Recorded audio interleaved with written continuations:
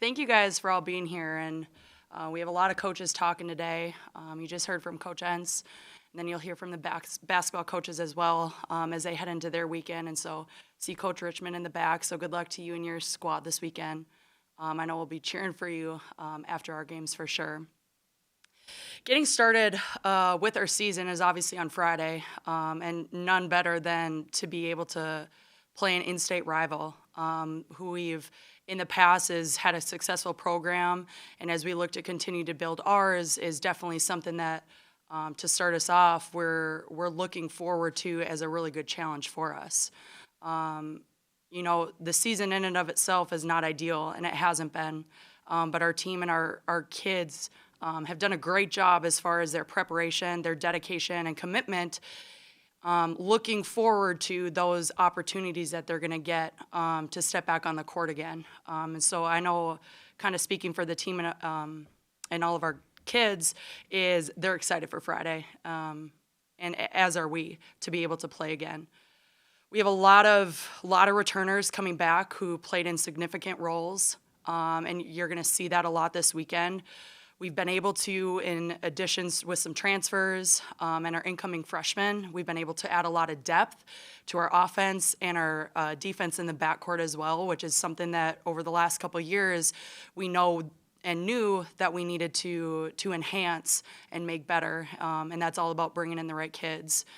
How we've been training these last almost 2 weeks, actually 2 weeks from today, being in the gym, we've done some phenomenal things in a short amount of time. Our kids came in well, they trained well on their off days, and Christmas break to get us to the point that we're at today, and be ready to go for this Friday. So I'm excited to see what we're going to be able to do and the excitement that they're going to create with our first game coming here on Friday. If there's any other questions at this time, I'd be happy to take them. I wanted to ask you, how did you use that fall season when you're normally super busy, and how did you see your team use that time to still get better, even though you couldn't be in season? You know, it definitely a gift and a curse. You know, volleyball, a lot of times you do have a lot of freshmen that step in on the court, or you're trying to prep them within a 2-week span. So for us to be able to utilize our fall season to retrain, make adjustments to our offensive system, make adjustments to our defense, and really hone in on a lot of aspects, we then were able to utilize that time. And so, you know, not ideal. We've been waiting a long time to be able to play with no real game at the end or excitement at the end of putting in all this hard work, but our kids have done a good job in preparing for that. And so mentality-wise this fall was making sure that we got better, and we got better every single day. We trained extremely hard for us to be able to put all the pieces into effect this spring. Coach Entz talk about trying to balance maybe some of that workload with 2 seasons in one calendar year. Are you juggling some of that as well? And having been a college athlete yourself, especially here, to know that workload and expectation, and how are you finding that balance? 100%. You know, it's not ideal, and it's not going to be easy. And the biggest thing we can do is kind of focus in the moment, and take care of our kids through this process now, while still in the back of our heads looking forward and what the future is going to be as we train in our off-season or shortened off-season.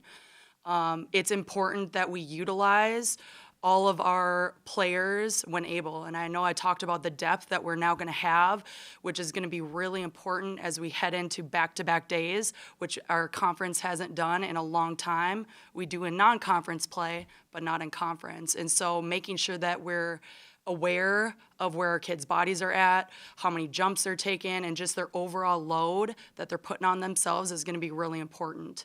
But like I said before, our kids trained and are in a really good spot physically coming into this spring, and then it's just our management, and whether that now changes duration of practice or length of things or what it is that we're actually putting our time towards, where typically it's been a little bit different.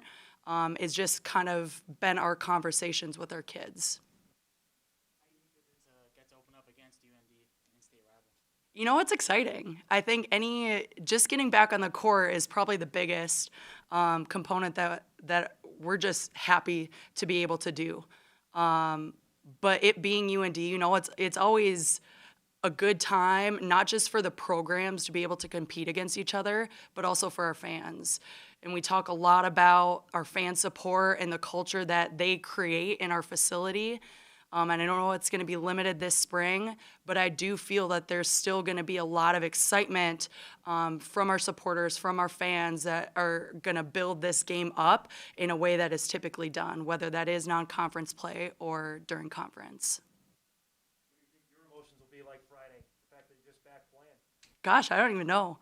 Like, I think the biggest thing is just seeing them compete.